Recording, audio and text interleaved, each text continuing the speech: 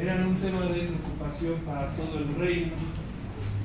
Posteriormente se descubre que este individuo, llamado en ese momento la condesa Elizabeth Bathory, y su séquito de brujos eran los que estaban detrás de los secuestros, despellejando y colgando a las doncellas en ganchos para garantizarles lo que actualmente se conoce, gracias a este caso, como baño de sangre, dado que Bathory se daba cuenta que cuando se bañaba en sangre el joven mantenía sus facciones.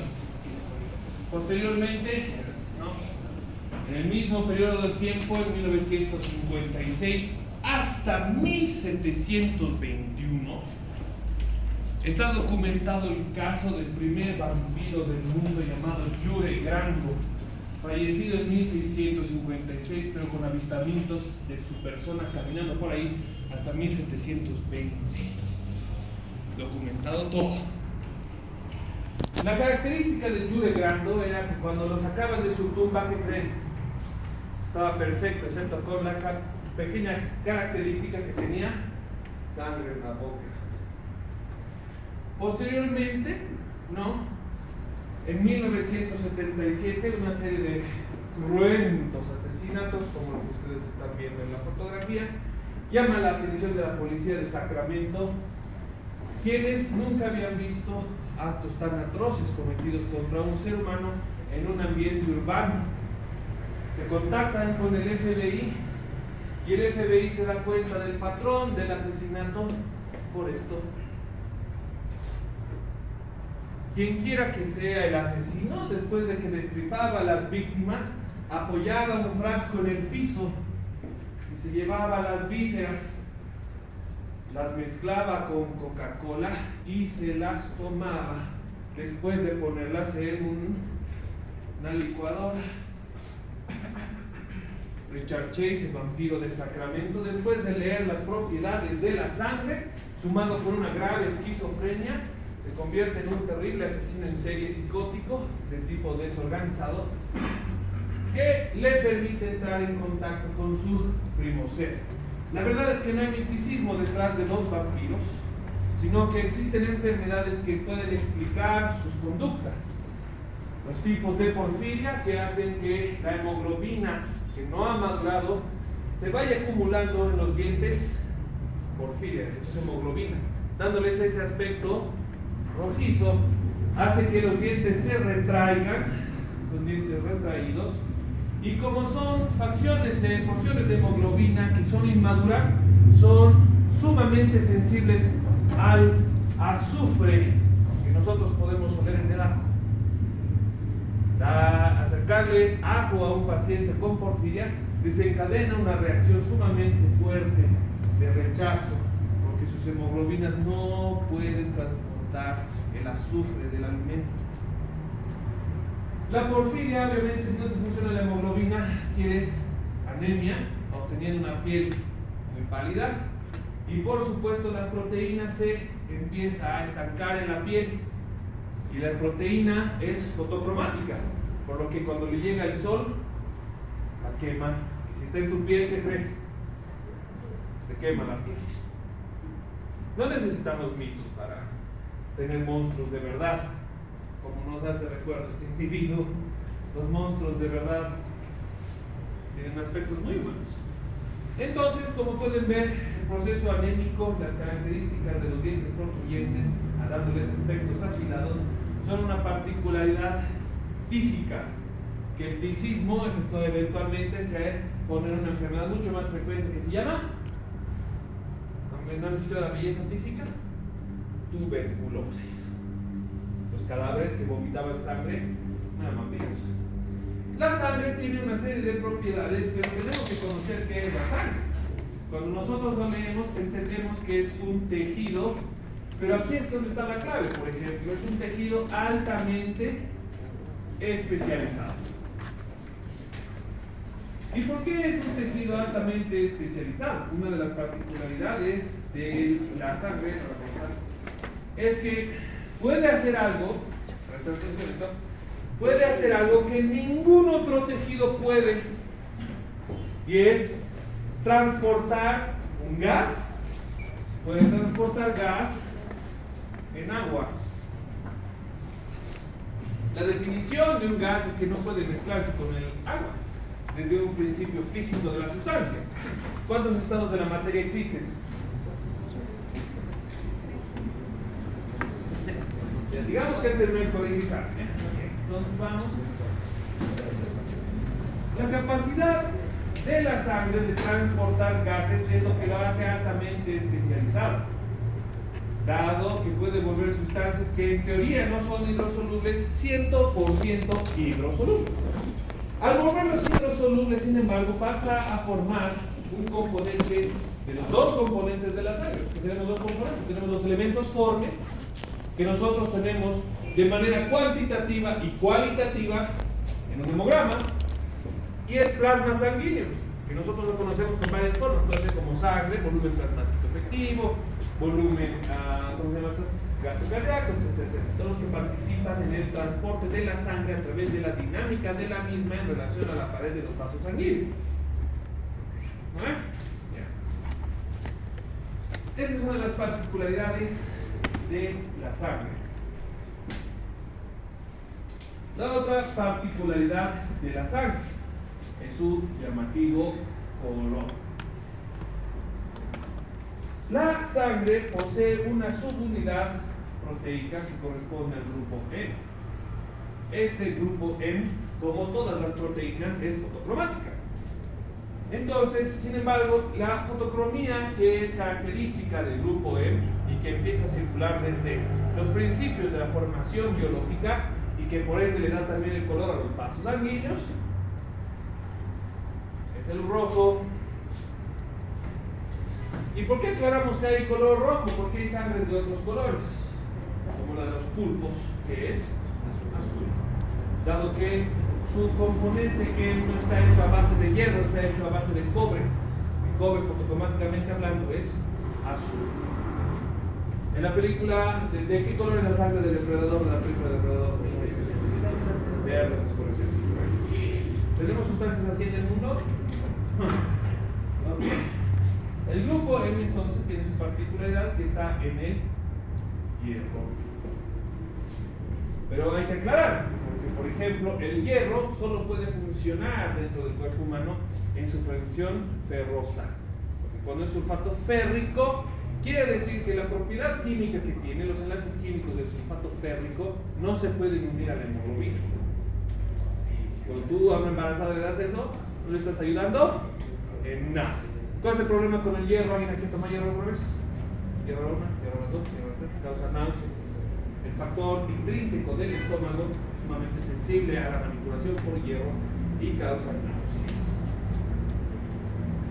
Otra de las propiedades de la sangre son sus grupos celulares, que se dividen en la serie roja, la serie blanca y las plaquetas. Dentro de estos grupos celulares hay subgrupos que son similares a estos grupos, pero que no son iguales. Como por ejemplo, ¿cuál? El mastocito. El mastocito, si bien es una célula sanguínea, no corresponde por descripción a ninguno de estos, y al mismo tiempo corresponde a un grupo de estos y al mismo tiempo a dos grupos de estos. Es complicado, lo vamos a desarrollar por más tarde. Otra propiedad muy interesante de la sangre. Yo les dibujara esto, pues.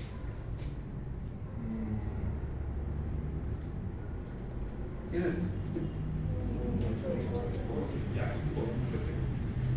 Entonces, están llevando bioquímica, ¿no es verdad? Han llevado colesterol, ¿no es verdad? Lo vamos a contar aquí.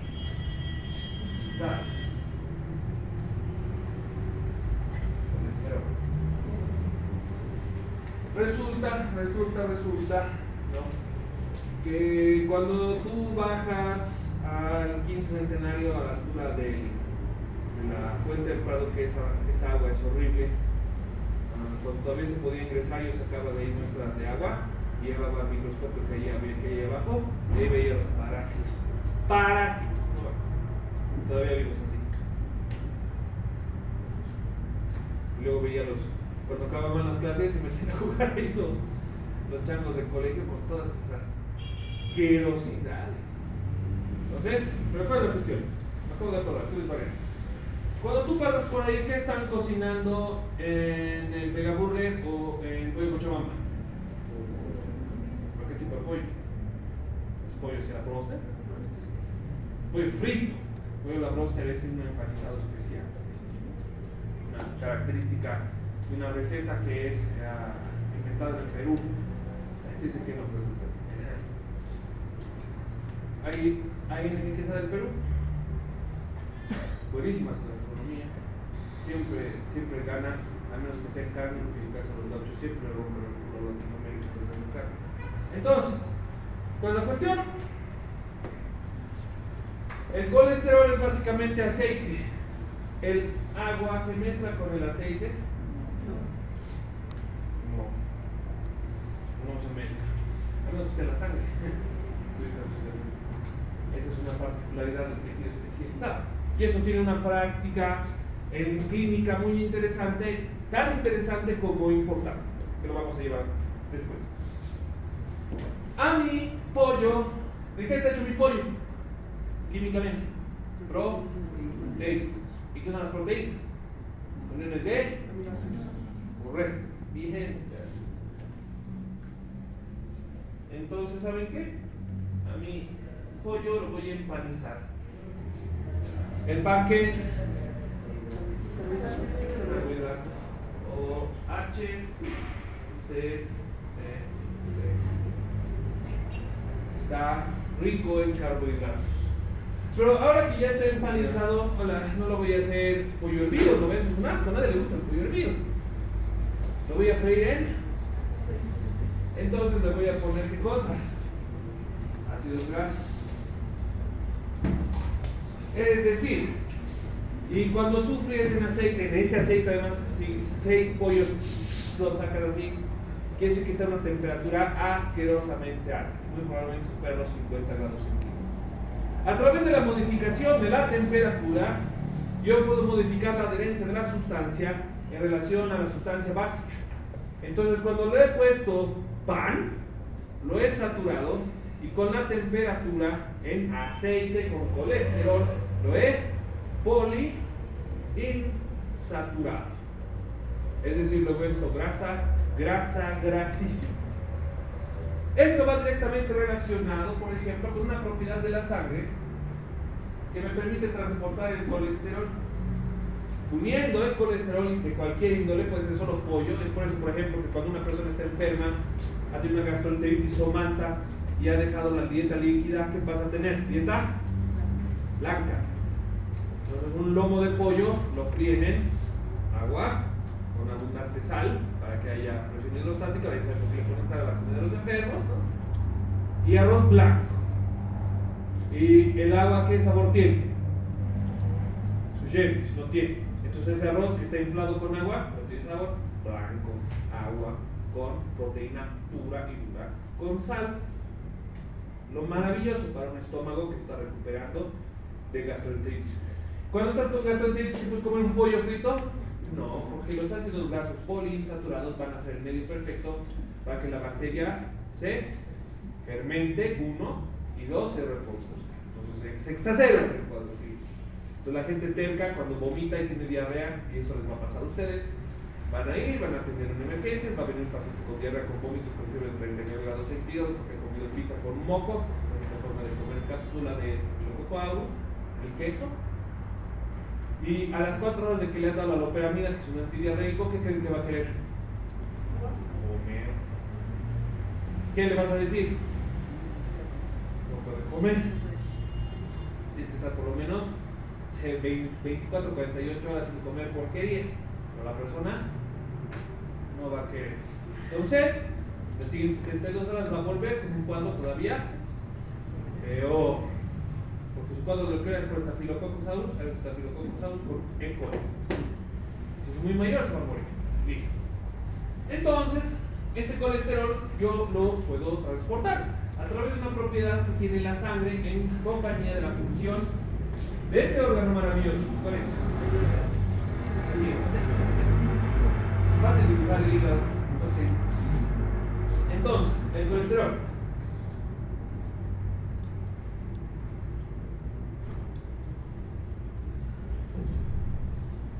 el hígado sintetiza una serie de proteínas que son tanto, imagínense esto, son tan liposolubles como son hidrosolubles. ¿Qué quiere decir liposolubles? Puede unirse a sustancias grasas y al mismo tiempo es diluible agua. Entonces estas proteínas se unen a las grasas y sustancias que antes no se podían mezclar, ahora sí pueden. A través de esto, LDL, HDL, LDL, que se llaman lipoproteínas. Las lipoproteínas se llaman de baja densidad, alta densidad, muy baja densidad. Ahora, de estos ácidos grasos en el componente proteico, que tienen ácidos grasos estas proteínas, se consideran como grasa buena o grasa mala. Ahora les pregunto, ¿alguien sabe cuál es la grasa mala?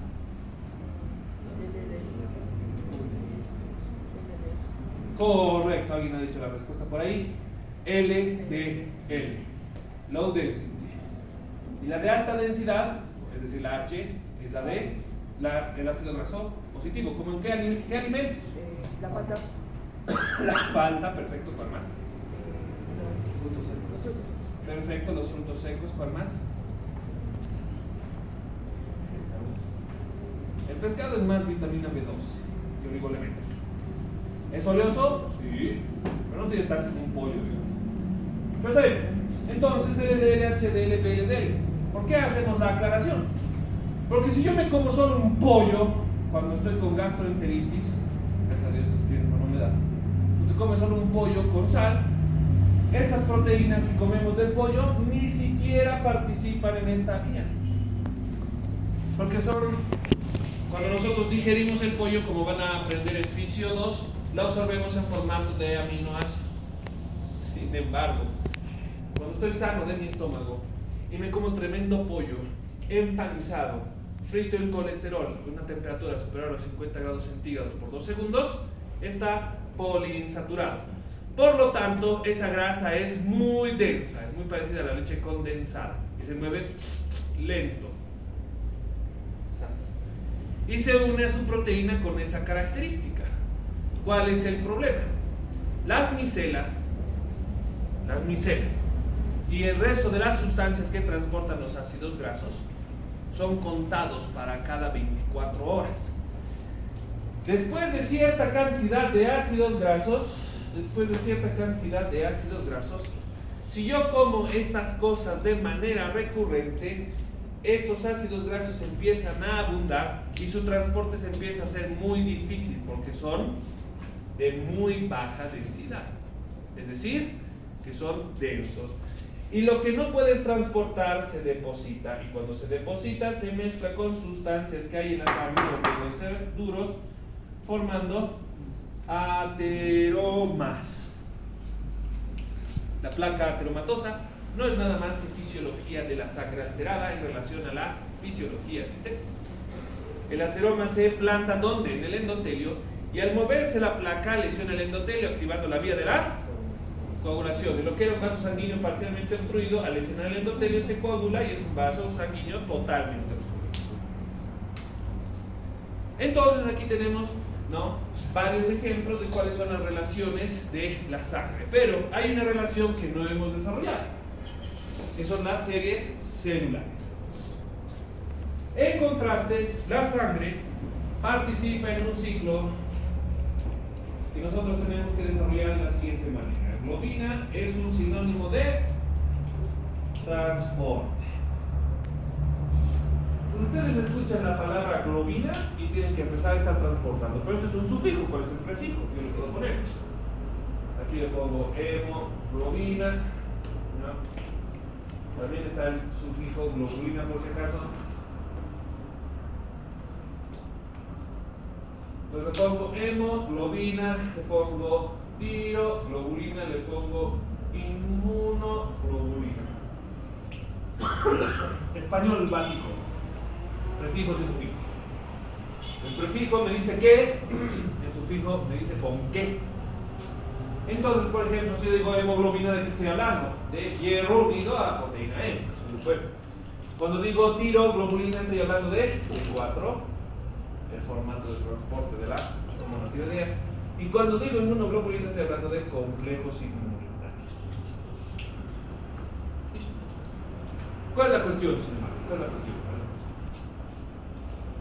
Estas sustancias, las globinas, ¿dónde se sintetizan? Correcto, aquí está. SAS. Correcto, en el hígado. Esto es muy importante para lo que vamos a ver después, que es, por ejemplo, la formación de la bilirrubina. Han llevado, ¿no es verdad? La formación de la bilirrubina. ¿Ustedes saben de memoria? Ya, se van a tener que aprender de memoria. Pero esta es la cuestión, esta es la cuestión. Yo nunca les voy a hacer aprenderse algo de memoria que yo no les haya enseñado primero. ¿Ya? Primero vamos a ver eso, y cómo se forma la bilirrubina. Vamos a ver qué enfermedades hacen que se forme la bilirrubina. ¿Alguien ha escuchado de la ictericia? ¿Qué es la ictericia?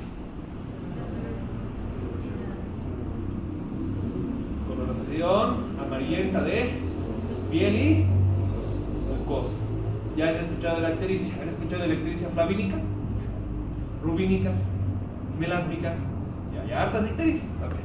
Entonces, eso vamos a ver con más calma, ¿no?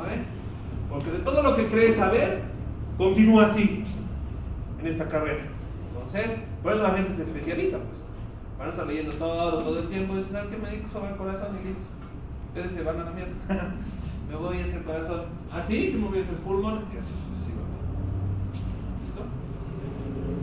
Ahora, si creen que dominan toda la fisiología y luego dominan toda la fisiopatología, hagan medicina interna, la terapia intensiva, donde van a usar sus conocimientos en todos los órganos todos los días. Si no saben, mejor. Entonces, ¿cuál es la condición acá?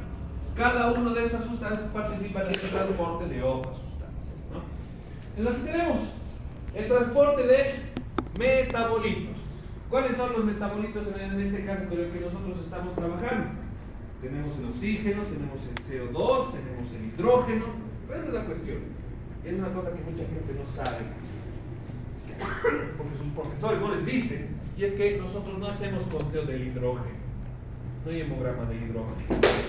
Por eso trabajamos con esto, porque el hidrógeno es tan poquito en nuestra sangre que no podemos cuantificar. Entonces, ¿con qué si trabajamos? Con los cambios que hace con su potencial de hidrógeno, que ya habíamos explicado, ¿verdad? Otra relación importante de la sangre, lo segundo, entrega de residuos para su eliminación. ¿Y cuál es la entrega de residuos? Es muy sencillo.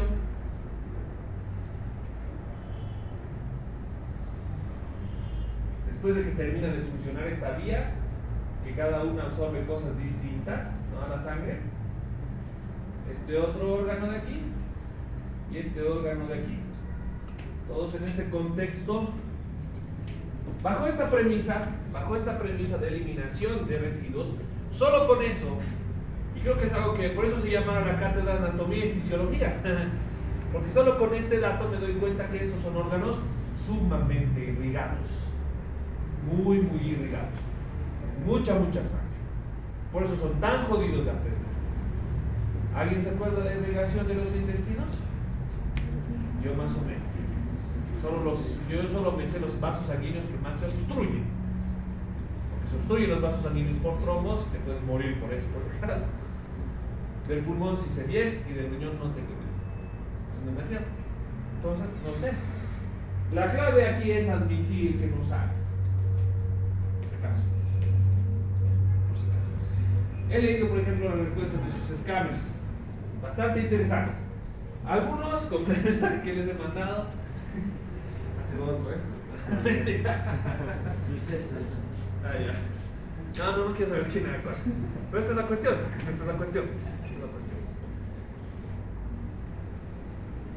Si ustedes realmente a conciencia saben que no saben, está bien. Yo no sé la irrigación del riñón, no me acuerdo. Sé que el riñón izquierdo tiene una arteria y el derecho otra. Eso sí me acuerdo, que es importante, tiene relevancia clínica. Pero más allá de lo que tiene relevancia clínica, no sé. Y ese es donde, con eso miden a los estudiantes de medicina, por si acaso. Te hacen aprender así, para que uses así. Esa es la verdad. Pero ¿cuál es la cuestión? Ese así también tienes que saber bien. Entonces, lo peor que pueden hacer en este momento es engañarse a ustedes mismos y dilucidarse que saben algo que no saben. lo mejor que pueden hacer es hacer las paces, ¿no?, con sus conocimientos. Y en la vacación, aunque suene feo, dedicarle 1 hora cada día a eso que no saben. Porque cuando acabe este semestre y acaben de llevar microbiología, ya no van a volver a ver. Hasta que lleven infecto. Y en infecto ya va a ser con paciente. El paciente va a estar ahí con su pierna asquerosamente hedionda de lo podrida que está. Y te van a decir, ¿qué olor es ese? Listo, ya tenías que saber, ya lo venciste. Cuando yo les pregunto cosas aquí de anatomía, es porque la han vencido y ya tenías que saber. Pero eso ya tenías que saber, a mí no me gusta. A mí no me gusta. Porque la responsabilidad entre lo que ustedes saben y no saben es compartida. Yo tengo un grado de responsabilidad de lo que ustedes aprenden y ustedes tienen la otra mitad de la responsabilidad. Entonces, en la vacación aprovechen. Regulación de la temperatura corporal. Cuando los pacientes tienen fiebre, no hay nada mejor que el agua. Se ha demostrado, por ejemplo, que el 7-Up y el Sprite pueden bajarte 1 grado centígrado de temperatura cuando tiene fiebre el paciente. Pero, ¿a quién le vas a dar eso? Solo a personas que no tienen diabetes o que no reciben tratamiento con dexametasona o algún corticoide. Porque les recuerdo que esas son gaseosas azucaradas, ¿no? Equilibrio ácido básico y ósmosis tisular. 2 cosas que ustedes ya saben. Equilibrio ácido básico, el pH, ¿no?, con su gasometría, no es la presión parcial de oxígeno, la presión parcial de CO2, el bicarbonato, la urea y el equilibrio de bases volátiles totales. Y la ósmosis, que ya conocen las 3 sustancias osmóticas. ¿Cuáles eran? Sodio, glucosa y nitrógeno ureico sérico. Y la migración leucocitaria, que es muy propia de los procesos incorrectos, los procesos inflamatorios, que es crucial. Bien, entonces, la sangre para que cumpla sus funciones, que como pueden ver son varias, no hemos visto ni la mitad, tiene que moverse a través de su propio sistema, que en este caso es el sistema vascular. Ojo, estamos hablando de fisiología sanguínea, no fisiología circulatoria.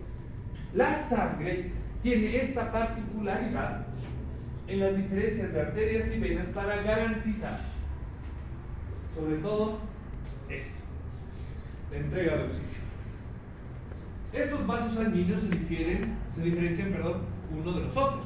Las arterias no son iguales a las venas. La primera diferencia de las arterias es que estas tienen vasa nervorum, están inervados las arterias, las venas no. ¿Y por qué están inervadas las arterias? Porque cuando viene un estímulo adrenérgico les dicen que hagan esto, y cuando viene un estímulo colinérgico les dicen que haga esto, que se llama vasoconstricción y vasodilatación. Si cuando nosotros hablamos del fenómeno de vasoconstricción y vasodilatación es exclusivamente arterial, las venas se dilatan y se contraen no a través de estímulos nerviosos, sino a través de estímulos, ¿alguien sabe? Venas a la 1, venas a las 2, venas a las 3, térmicos. La temperatura hace que cambie el diámetro de las venas. Entonces, ¿cuál es la segunda característica de las arterias que las venas no tienen? ¿Cómo es? Muscular, ¿no ven? Tienen una capa muscular adentro que las venas no tienen. Las venas no tienen músculo adentro. Acuérdense de esto. ¿Cuál se contrae y se dilata? ¿Las arterias o las venas? Las arterias. Maldita sea, aquí no he hecho bien. Las arterias se contraen y se dilatan. ¿Por qué? Porque adentro tienen músculo, así es como se van a acordar. Este músculo es sensible a los estímulos nerviosos. Entonces, si hay un músculo, obviamente el músculo está inervado. Entonces, las arterias están inervadas, tienen vasa nervorum. Las venas no tienen. Las arterias son profundas, las venas son superficiales. Las arterias todas tienen nombre, las venas son las principales. Hay un montón de venas que no tienen nombre. ¿Qué otra cosa? ¿Qué cosa tienen las venas que las arterias no tienen? Correcto. Tienen válvulas. ¿Por qué estamos haciendo esta separación de las funciones en sí mismas? Fíjense aquí. Sas, sas, sas. Entonces tenemos un componente dinámico en el que la sangre se mueve a 1000 por hora, que se llama el componente arterial. Le continúa el otro componente que es más irregular, que se llama componente venoso, que es más pasivo que dinámico. Estoy diciendo sangre pasiva, no transporte pasivo, no es que se difunde la sangre a través de las venas, no estoy diciendo. Entonces, no, yo tengo una proteína que es sinónimo de transporte, ¿qué se llama? ¿Qué se llama esa familia? Ah, ya, muy bien. Y si pongo esta H, ¿qué se vuelve? Correcto. Entonces tengo 1, 2, 3, 4, 5 moléculas de oxígeno. La sangre arterial es rica en oxígeno. Entonces viene mi carrito, me entrega una molécula de oxígeno a esta célula. Esto es un núcleo, ¿ven? Es una célula. Listo, entrega otra molécula de oxígeno, aquí se va otra, y aquí entrega otra molécula de oxígeno. Ahora mi carrito, de lo que tenía 5 moléculas de oxígeno, ahora se ha quedado con la hemoglobina. Cuando está en este segmento venoso se llama hemoglobina reducida. Entonces, en el segmento venoso se llama hemoglobina reducida. ¿Y cómo se llama en el segmento arterial? Hemoglobina. ¿Listo? ¿Por qué es esto importante? Uno, porque el que les haya dicho que no hay oxígeno en las venas, les ha mentido en su cara, ¿no? Y dos, hay un cuadro clínico con el que ustedes están que maman todo el tiempo, que se llama shock. ¿Lo conocen, no? Ya. Algunos de ustedes están obsesionados con ese cuadro y todavía tiene que pasar un año para que lo vean. Yo estoy llevando shock con el fisiopatología recién, ahorita. Me falta un año para que vean el shock y lo puedan comprender. Pero ya que les mama, les voy a enseñar un pequeño detalle del shock séptico, por ejemplo. Resulta que nosotros estudiamos la E. coli, la pseudomonas aeruginosa, pero así a huevo, porque resulta que aquí entre célula y célula tenemos estas proteínas. ¿Qué se llaman esas proteínas que unen célula con célula? Uniones estrechas, o tight junction en inglés para los que están ahí leyendo en el idioma anglosajón. Y resulta que la toxina de la E. coli puede afectar a las uniones estrechas y las rompe, pero ¿cuál es el problema? Las toxinas de la pseudomonas tienen como objetivo las uniones estrechas. Cuando se rompen las uniones estrechas, aquí hay un espacio extravascular que se llama y el líquido se empieza a entrar hasta el fondo de las uniones estrechas, que se crea un vacío que se llama tercer espacio. Y el líquido que se entra aquí ya no sale más. Entonces, cuando el líquido del vaso sanguíneo se sale del intersticio al tercer espacio, empezamos a perder volumen plasmático efectivo y comprometemos el transporte de oxígeno en la sangre y el paciente empieza a entrar en hipoxia, luego en shock, luego falla multiorgánica y luego la muerte. Por esto. Shock séptico 101 les acabo de explicar, para los que estaban prestando atención. ¿Cuál es el problema con esto? ¿Qué mierda tiene que ver con esto? Las células que están bajo intoxicación de las bacterias, sus mitocondrias no están funcionando. Entonces, cuando nosotros retomamos la porción venosa de la sangre, tiene todita la recolección de sangre, toda la concentración de oxígeno está exactamente igual en las venas que en las arterias, porque no se ha hecho uso del oxígeno, el tejido está en hipoxia. ¿Hay oxígeno en la sangre? Sí, la lesión está en otro lado, está aquí. Jodido. Y sabes, por eso pues se muere la gente, porque le pones máscara, le pones epinefrina, le pones ringer lactato para que su presión suba a 50,000 y no pasa nada, porque le pones el líquido de ringer lactato se entra aquí y se sale aquí. Entonces hay que seguir poniéndole, hay que seguir poniéndole. Y le pones un ventilador mecánico, pero como las células están atontadas, con tu ventilador mecánico a 15 litros por hora, igual se sigue circulando el oxígeno y no le pasa nada. El paciente no se recupera. Se llama shock séptico.